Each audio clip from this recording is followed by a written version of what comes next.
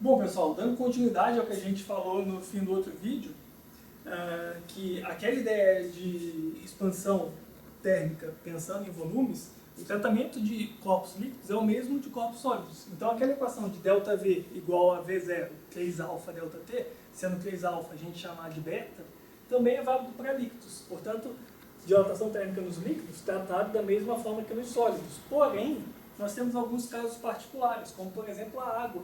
Tem alguns outros menos comuns, mas a água é um caso particular que é bem interessante, que nós temos contato, já experimentamos isso, e está diretamente relacionado com aquilo que a gente aprendeu em química, da estrutura molecular, estrutura geométrica da água e da interação intermolecular que existe. Bom, esse gráfico aqui, ele mostra a relação entre temperatura aqui no eixo X e volume específico aqui no eixo Y. Volume específico é o volume de uma determinada massa de água.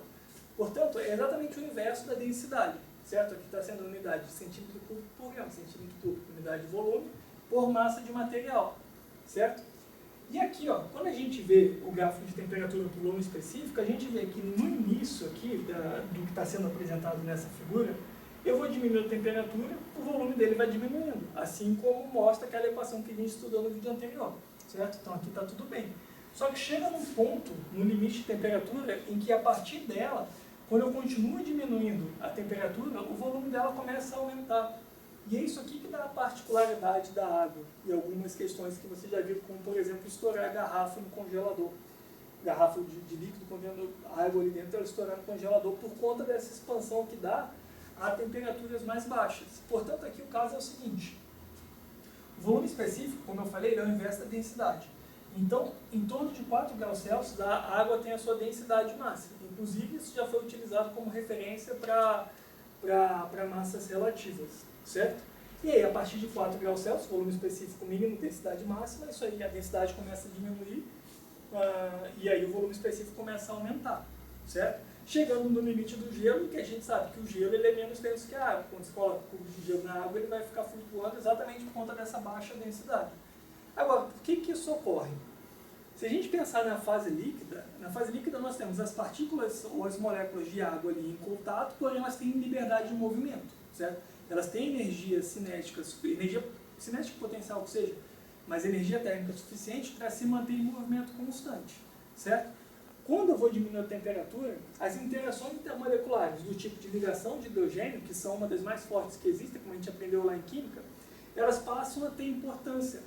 E pelo fato da água ter essa estrutura angular, faz com que quando se tem baixa energia térmica em que as águas começam a tomar as suas posições para a estrutura solidificada, isso passe a gerar espaços vazios naquele sistema, que quando a água tinha energia para se movimentar, ela poderia ocupar esse espaço durante o movimento, certo? Então daí ela teria maior densidade. Mas quando eu vou diminuir a temperatura e elas ocupam as suas posições, passa a se ter espaços vazios na mesma unidade de massa, certo? Então assim, maior volume para a mesma massa, menor densidade, certo? E aí a consequência disso é que a densidade da água vem diminuindo a partir de 4 graus Celsius e o gelo ele é menos denso do que a água, como a gente já tem conhecimento.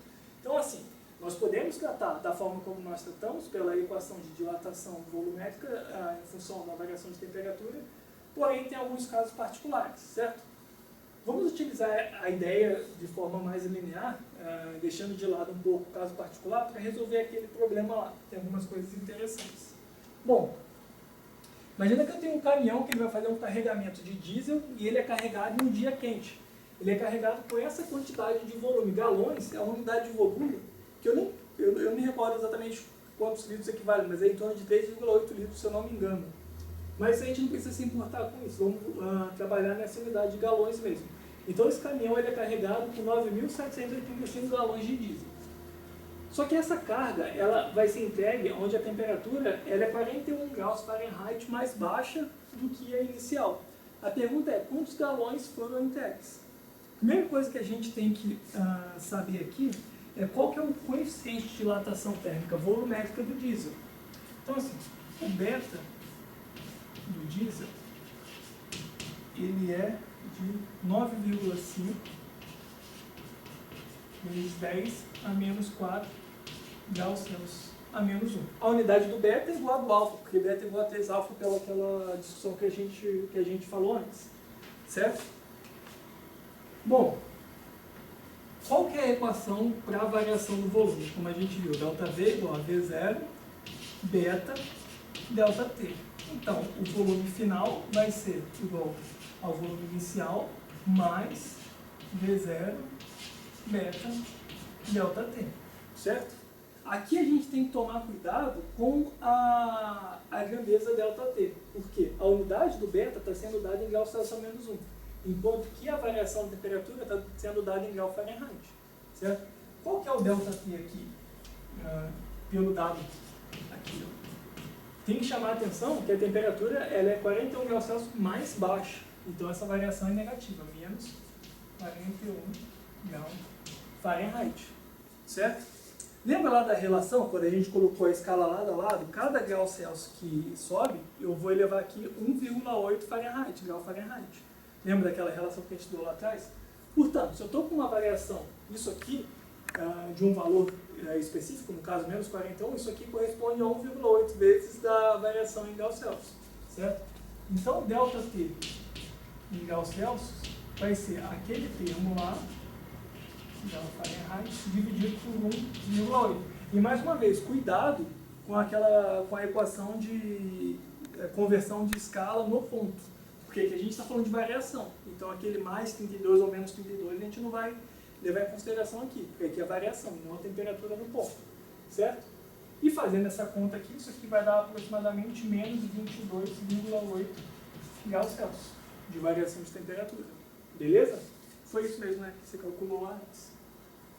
Bom, então agora eu tenho todos os dados, posso aplicar diretamente na equação. Consequentemente, o volume final vai ser volume inicial, está aqui, 9.785 galões. Vou colocar o GL aqui para simplificar.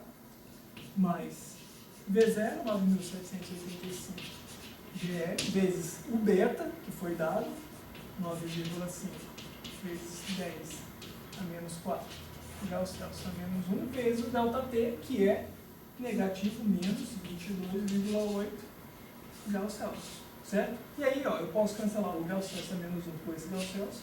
Vai sobrar galões aqui, somado com galões, que é a unidade do volume, que vai ser de fato o volume final. Beleza?